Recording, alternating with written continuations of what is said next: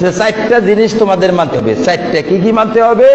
একটা হইলো কোরআন, আর একটা হইলো সুন্নাহ, আর একটা হইলো ইজমা, আর একটা হইলো কিয়াস। আল্লাহ বলছেন আতিউল্লাহ, আল্লাহকে মানো, আতিউর রাসূল, রাসূলকে মানো, ওয়া উলিল আমরি, ইজমাকে মানো। ফাইন তানাযাতুম ফি শাইইন ফারুদ্দুহু ইলাল্লাহি ওয়া ইলা রাসূলিহি। ইজমা যদি না হয় তাহলে ইমামকে মানো, এটা আল্লাহ কইছে। তাহলে কোরআনকে মানো, আল্লাহর নবীর সুন্নতকে মানো, ইজমায়ে উম্মতকে মানো, তারপরে একজন ইমামকে মানো, এটা আল্লাহর ঘোষণা। তো সম্প্রতি বাংলাদেশের একজন মুফতি, একজন হানাফি মুফতি, হানাফি হুজুর, ফেসবুকে যার ভিডিও খুব ভাইরাল হয়েছে, তিনি বক্তব্য দিচ্ছেন যে তোমাদেরকে মানতে হবে চারটা জিনিস। যদি মুসলমান হতে চাও তাহলে চারটা জিনিস মানতে হবে।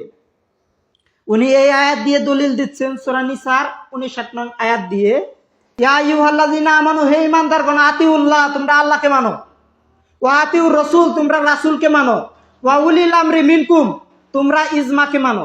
ফাইন তানাযাতুম ফি শাইইন ফারুদ্দুহু ইলাল্লাহি ওয়া রাসূল, তোমাদের মধ্যে যদি ইজমা না হয় তাহলে তোমরা একজন ইমামকে মানো। নাউজুবিল্লাহ।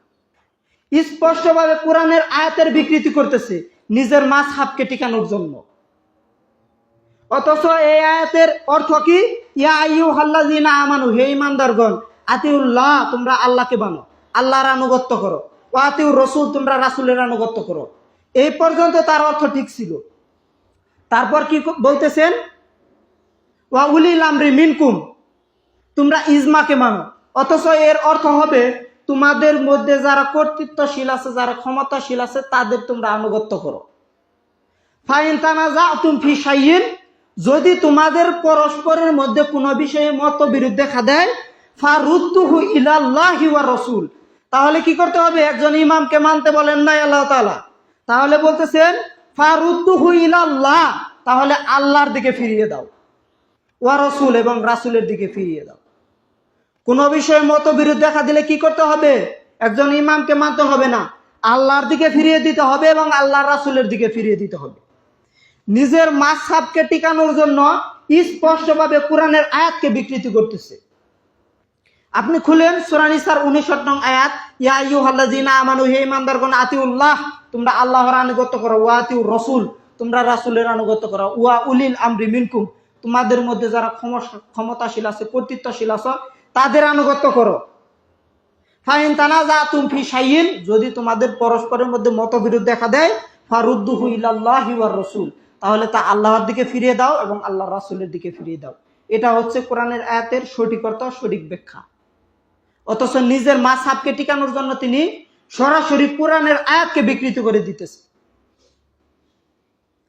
এই সমস্ত দাওয়াত আমাদের সমাজে নির্দ্বিধায় মানুষ গ্রহণ করে।